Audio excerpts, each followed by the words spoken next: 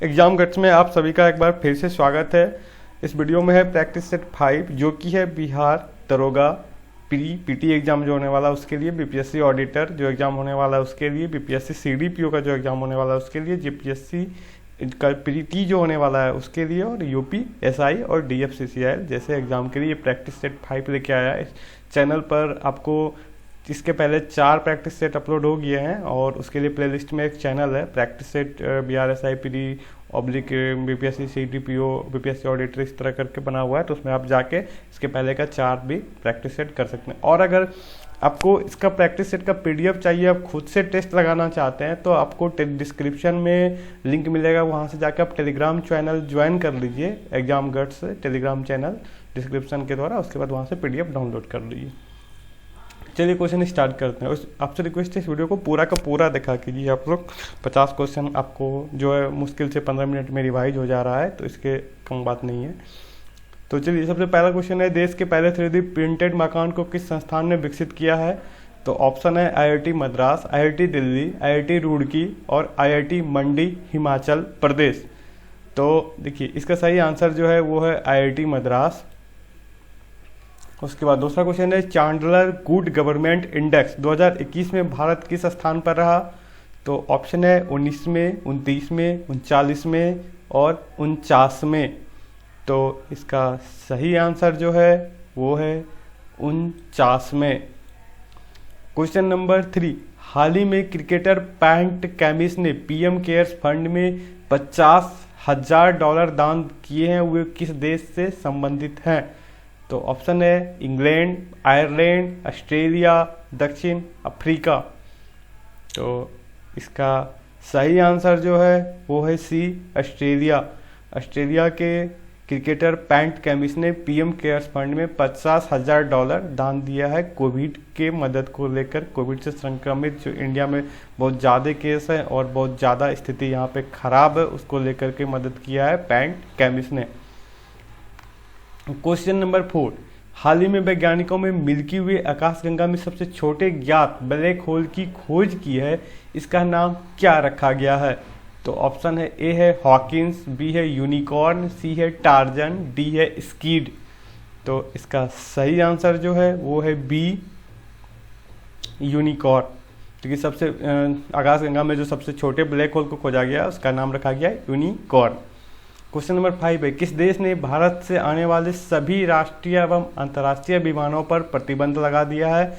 Option है Sri Lanka, Nepal, Maldives, UAE। तो इसका सही आंसर है UAE। क्वेश्चन नंबर 6 है, 24 अप्रैल को किस रेजिमेंट का गठन हुआ था? तो Sikh regiment, Rajputana regiment, Bihar regiment, Gorkha regiment. तो इसका सही आंसर होगा गोरखा रेजिमेंट का गठन हुआ था 24 अप्रैल को। क्वेश्चन नंबर 7 है, बतौर कप्तान कौन सा खिलाड़ी एक ही क्रिकेट टीम से 200 मैच खेलने वाला पहला खिलाड़ी बन गया है? ऑप्शन है डेविड वार्नर, महेंद्र सिंह धोनी, विराट कोहली, दिनेश कार्तिक। तो देखिए बतौर कप्तान कौन सा खिलाड़ी एक ही क्रिकेट टीम से 200 मैच खेलने वाला पहला खिलाड़ी बन गया है? तो इसका सही आंसर जो होगा वो होगा महेंद्र सिंह धोनी, जिसको कि माही के नाम से भी जाना जाता है। क्वेश्चन नंबर 8 है, हाल ही में भारत का 68वां ग्रैंड मास्टर कौन बन गया है? निहाल सिंह, अभिजीत कुंजले, अर्जुन कल्याण, राहुल मोहंती। तो इसका सही आंसर जो है वो है अर्जुन कल्याण। क्वेश्चन नंबर 9 है, राष्ट्रीय लोक सेवा दिवस कब मनाया जाता है? ऑप्शन है 21 अप्रैल, 20 अप्रैल, 19 अप्रैल और 18 अप्रैल। तो इसका सही आंसर जो है वो होगा 21 अप्रैल। 21 अप्रैल को मनाया जाता है राष्ट्रीय लोक सेवा दिवस। क्वेश्चन नंबर 10, एशियाई कुश्ती चैंपियनशिप 2021 की मेजबानी कौन सा राष्ट्र कर रहा है? तो ए है भारत, बी है ईरान, सी है ऑप्शन में UAE, डी है कजाकिस्तान। तो इसका सही आंसर जो है वो है कजाकिस्तान। क्वेश्चन नंबर 11, निम्नलिखित में से किस केंद्रीय मंत्री ने startup India seed fund scheme को शुरू किया है? अमित शाह, पीयूष गोयल, राजनाथ सिंह, रमेश पोखरियाल निशंक। तो इसका सही आंसर जो होगा वो होगा पीयूष गोयल। क्वेश्चन नंबर 12 है, 2021 समावेशी इंटरनेट सूचकांक में भारत का रैंक क्या है? 15, 49, 65 और 30। तो इसका सही आंसर जो होगा वो होगा 49। 2021 के इंटरनेट सूचकांक में भारत का रैंक जो है वो है 49। क्वेश्चन नंबर 13 है, किस विदेशी यात्री ने गुर्जर प्रतिहार वंश की अल गुजर एवं इस वंश के शासकों को बैरा कहकर पुकारा था? तो इसका सही आंसर, इसका जो ऑप्शन है सुलेमान, अलमसूदी, अल बरूनी और इनमें से कोई नहीं। तो इसका सही आंसर जो होगा वो होगा अल मसूदी ने। एक बार इस क्वेश्चन को फिर से देख लीजिए, किस विदेशी यात्री ने गुर्जर प्रतिहार वंश की अल गुजर एवं इस वंश के शासकों को बैरा कहकर पुकारा था? तो इसका आंसर होगा अल मसूदी। क्वेश्चन नंबर 14 है, कर्पूर मंजरी नाटक के रचयिता राजशेखर को किस प्रतिहार शासक ने संरक्षण दिया था? तो ऑप्शन है नागभट्ट प्रथम, नागभट्ट द्वितीय, महेंद्रपाल प्रथम और मिहिर भोज। तो इसका सही आंसर होगा महेंद्रपाल प्रथम। कर्पूर मंजरी नाटक के रचयिता राजशेखर को किस प्रतिहार शासक ने संरक्षण दिया था? तो वो है महेंद्रपाल प्रथम। नेक्स्ट क्वेश्चन है, 750 ईस्वी में बंगाल के पाल वंश की स्थापना करने वाले गोपाल ऐसे शासक थे जिन्हें बगैर, ऑप्शन है जिन्हें बगैर संघर्ष के राजा घोषित किया गया। ऑप्शन बी है संघर्ष वर्ग के लोगों ने चुना, सी है सामंती सरदारों ने चुना, डी है उपयुक्त सभी। तो इसका सही आंसर जो होगा वो होगा सी, सामंती सरदारों ने चुना था। क्वेश्चन नंबर 16 है, किस पाल शासक को गुजराती कवि सोडुडल ने उत्तरापत स्वामीन कहा? तो ऑप्शन है धर्मपाल, गोपाल, देवपाल, इनमें से कोई नहीं। तो इसका सही आंसर जो होगा वो होगा धर्मपाल। क्वेश्चन नंबर 17, 9वीं सदी में भारत आए अरब यात्री सुलेमान ने किस साम्राज्य को रूहमा कहकर संबोधित किया? तो इसका ऑप्शन है पाल, प्रतिहार, राष्ट्रकूट और सेन। तो इसका सही आंसर जो होगा वो होगा ए, पाल। हिंदू विधि की एक प्रसिद्ध पुस्तक दाय भाग के रचयिता थे विज्ञानेश्वर, मनु, जीमूत वाहन, इनमें से कोई नहीं। तो देखिए दाय भाग जो है इसका आंसर जो सबसे पहले होगा, दाय भाग के रचयिता हैं जीमूत वाहन। और दाय भाग जो पुस्तक है वो पैतृक संपत्ति के बंटवारे को लेकर के इसमें पूरा डिटेल दिया गया है कि पिता और दादा की संपत्ति को बंटवारा किस नियम के तहत किया जाना है, वो जीमूत वाहन में दिया गया। हिंदू विधि की एक प्रसिद्ध पुस्तक है दाय भाग, जिसके रचयिता हैं जीमूत वाहन। क्वेश्चन नंबर 19 है, रामपाल चरित की रचना किसने की? ऑप्शन है कालिदास, विज्ञानेश्वर, कौटिल्य और संध्याकर नंदी। तो इसका सही आंसर है संध्याकर नंदी। क्वेश्चन नंबर 20 है, पाल वंश के पतन के बाद बंगाल का राजनीतिक नेतृत्व प्रदान किया? सेन वंश ने, सरकी सुल्तानों ने, खिलजी ने और डी इनमें से कोई नहीं। तो इसका सही आंसर जो होगा वो होगा सेन वंश। पाल वंश के बाद बंगाल का राजनीतिक नेतृत्व सेन वंश ने किया था। क्वेश्चन नंबर 21, किस शासक के राज दरबार में जैन आचार्य हेमचंद्र को संरक्षण मिला? ऑप्शन है जयसिंह सिद्धराज, कुमारपाल, ए और बी दोनों, डी इनमें से कोई नहीं।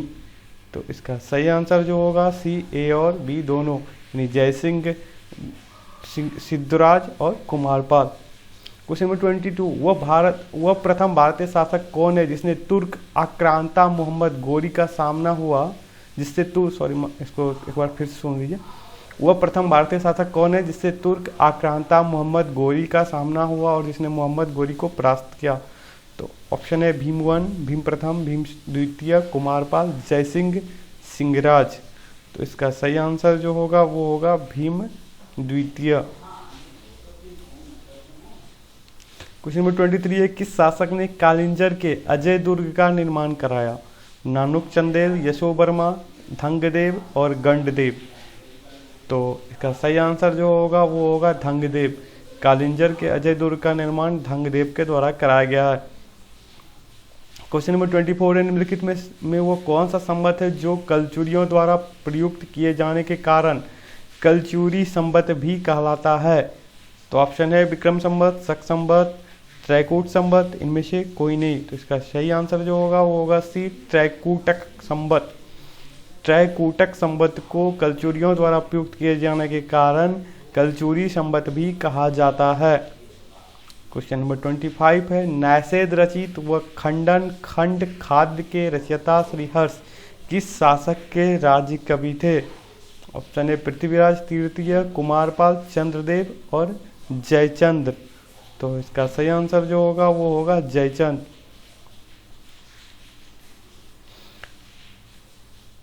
क्वेश्चन नंबर 26 है, प्राचीन भारतीय भौगोलिक मान्यता के अनुसार भारतवर्ष किस द्वीप का अंग था? पुष्कर द्वीप, जम्बू द्वीप, कांच द्वीप, कुश द्वीप।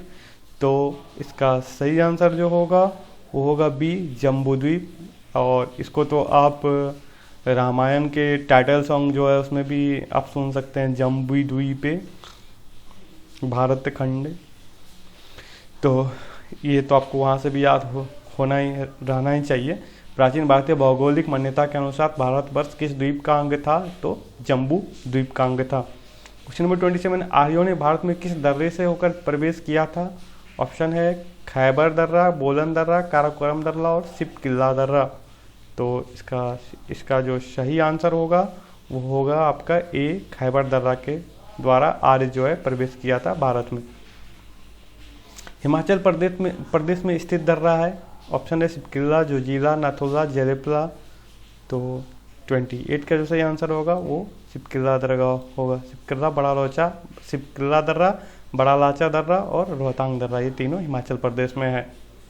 क्वेश्चन नंबर 29 है, जवाहर सुरंग नाम किस प्राकृतिक पर्वतीय दर्रे को दिया गया है? ऑप्शन है पिरपांजल दर्रा, बूंदिलपीर दर्रा, बनिहाल दर्रा और सिपकिल्ला दर्रा। ये क्वेश्चन बहुत इम्पोर्टेंट है, तो आप इसको बनिहाल दर्रा को ही जवाहर सुरंग नाम दिया गया है, प्राकृतिक पर्वतीय दर्रे को। आप ये याद कर लीजिए। देखिए क्वेश्चन को फिर से बता देते हैं। जवाहर सुरंग नाम किस प्राकृतिक पर्वतीय दर्रे को दिया गया है? तो यह है बनिहाल दर्रा। क्वेश्चन नंबर 30 है, भारत में प्रथम बहुउद्देशीय नदी घाटी परियोजना का निर्माण निम्न से किस नदी पर किया गया था? तो गोदावरी, कावेरी, दामोदर और कोयना नदी ऑप्शन में है। तो इसका सही आंसर जो होगा वो होगा सी, दामोदर नदी पे। क्वेश्चन नंबर 31 है, भारत की सबसे बड़ी बहुउद्देशीय नदी घाटी परियोजना कौन सी है? दामोदर घाटी परियोजना, हीराकुंड परियोजना, चंबल घाटी परियोजना, भाखड़ा नांगल परियोजना। तो इसका सही आंसर होगा भाखड़ा नांगल परियोजना, जो कि सतलज नदी पर है।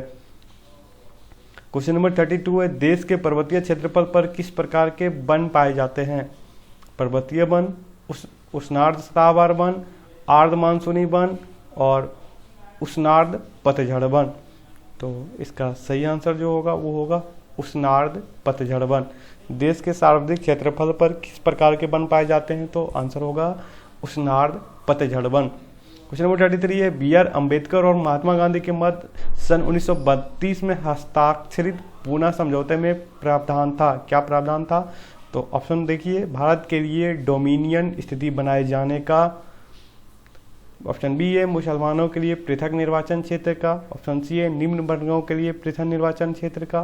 ऑप्शन डी है निम्न वर्गों के लिए आरक्षण सहित संयुक्त निर्वाचन क्षेत्र का। तो इसका सही आंसर जो होगा वो होगा डी, निम्न वर्गों के लिए आरक्षण सहित संयुक्त निर्वाचन क्षेत्र का वर्णन था इसमें।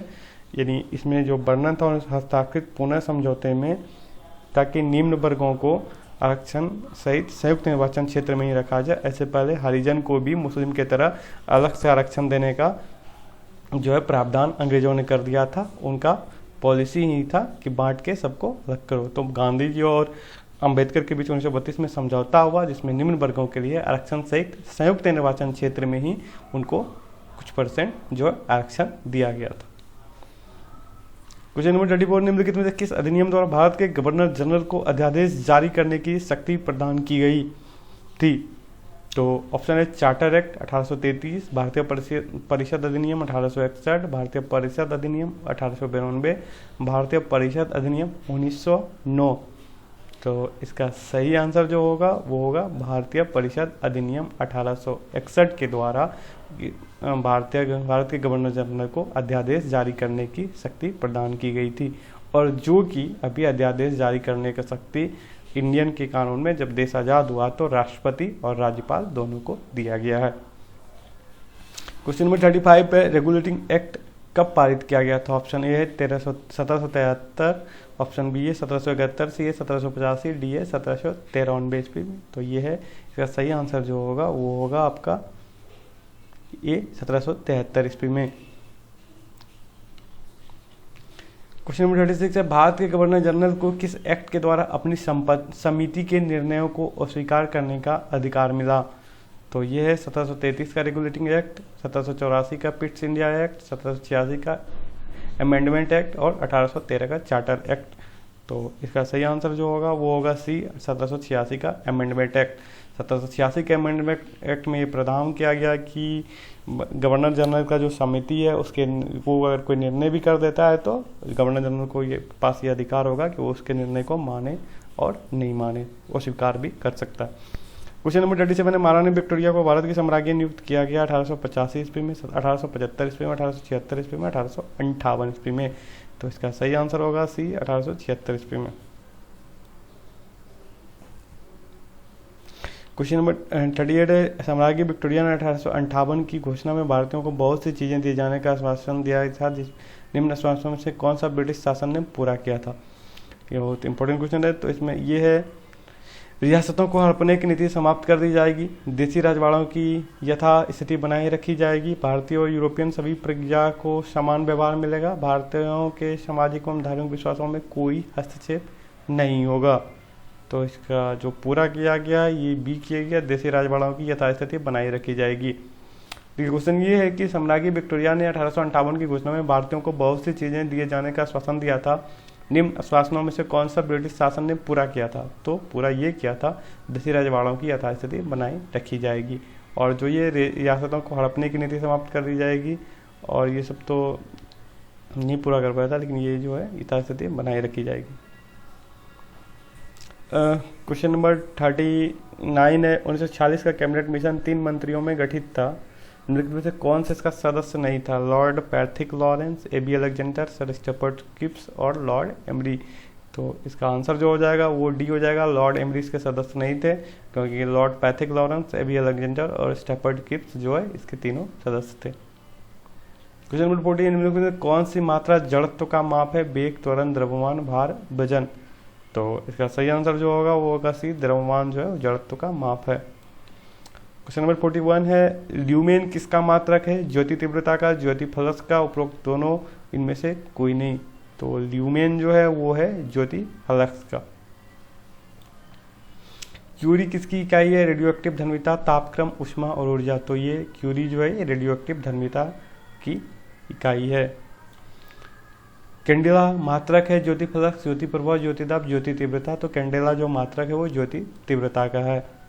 क्वेश्चन नंबर 44, अपकरण एक ऐसी अभिक्रिया है जिसमें इलेक्ट्रॉन का त्याग होता है, ऑक्सीजन का संयोग होता है, विद्युत ऋणात्मक समूह के अनुपात में वृद्धि होती है, इलेक्ट्रॉन ग्रहण होता है। तो इसका आंसर जो होगा वो होगा आपका loss of electron, oxidation, gain of electron, reduction. अपकरण तो इलेक्ट्रॉन तो ग्रहण होता है, लेकिन विद्युत ऋणात्मक समूह के अनुपात में ऑक्सीजन का संयोग होता है। ये ऑप्शन तो सही है इसका, लेकिन विद्युत ऋणात्मक समूह के अनुपात में वृद्धि होती है, gain of oxidation, loss of oxidation. ये ऑप्शन सही है 44 का डी। क्वेश्चन नंबर 45 है, विद्युत ऋणात्मक तत्वों से संयोग करने की क्रिया को कहते हैं? 45 का ऑप्शन है ऑक्सीकरण, अपकरण, दहन, भंजन। तो इसका सही आंसर जो होगा वो होगा बी होगा, विद्युत ऋणात्मक तत्वों से संयोग करने की क्रिया को कहेगा अपकरण कहा जाएगा। क्वेश्चन नंबर 46 है, दो परमाणुओं के समस्थानिकों को कहा जाता है? दो परमाणुओं के समस्थानिकों को कहा जाता है यदि उनमें से, देखिए इस क्वेश्चन का टाइपिंग मिस्टेक है, वैसा दो परमाणुओं को समस्थानिक तब कहा जाता है यदि उनमें न्यूट्रॉन की संख्या समान हो परंतु द्रव्यमान भिन्न भिन्न हो, उनका परमाणु क्रमांक समान हो, उनकी परमाणु संख्या भिन्न भिन्न हो। परमाणु क्रमांक और परमाणु संख्या तो एक ही चीज़ हो गया। उनमें प्रोटॉन और न्यूट्रॉन की संख्या का गुणनफल समान हो परंतु प्रोटॉन की संख्या भिन्न हो, उनमें न्यूट्रॉन की संख्या समान हो परंतु रेडियोएक्टिव क्षण विधीय विनिमय हो। तो इसका सही आंसर जो हो जाएगा वो होगा बी। नहीं, उनका परमाणु क्रमांक समान हो, उनकी परमाणु संख्या भिन्न हो, ये नहीं होगा। देखिए ये परमाणु क्रमांक समान हो और उनके परमाणु द्रव्यमान भिन्न भिन्न हो, यहाँ पे ये द्रव्यमान हो जाएगा तब होगा। इसको जो है आप द्रव्यमान अगर कर लेंगे भिन्न भिन्न हो तभी ये सही हो पाएगा। तो इसका आंसर में न्यूट्रॉन की संख्या समान हो परंतु द्रव्यमान संख्या भिन्न भिन्न हो। तो ये क्वेश्चन है 46, इसका जो आंसर है बी होगा, लेकिन इसमें वर्ड में थोड़ा सा करेक्शन करना पड़ेगा यहाँ पे, क्योंकि द्रव्यमान संख्या भिन्न भिन्न हो जाएगा यहाँ पे। ठीक है, तो चलते हैं, थोड़ा सा टाइपिंग मिस्टेक है, आप लोग देख लीजिएगा। इसमें होगा उनका परमाणु क्रमांक समान हो लेकिन उनके परमाणु द्रव्यमान भिन्न भिन्न हो। क्वेश्चन नंबर 47, किसी तत्व के समस्थानिकों के बीच अंतर किनकी भिन्न संख्या की उपस्थिति के कारण होता है? ऑप्शन है प्रोटॉन, न्यूट्रॉन, इलेक्ट्रॉन और फोटोन। तो इसका सही आंसर जो होगा वो होगा बी, न्यूट्रॉन की संख्या के कारण होता है। क्वेश्चन नंबर 48, तो परिस्थितिकी शब्द को सर्वप्रथम प्रतिपादित करने का श्रेय किसको जाता है? ब्राउन को, अरस्तु को, खुराना को, रिटर को। तो इसका सही आंसर जो होगा वो होगा डी, रिटर को। क्वेश्चन नंबर 49 है, परिस्थितिकी तंत्र यानी इकोसिस्टम शब्दावली किसने प्रस्तुत की थी? फोबर्स, वर्नार्सुके, थिनमैन और डी टेंसले ने।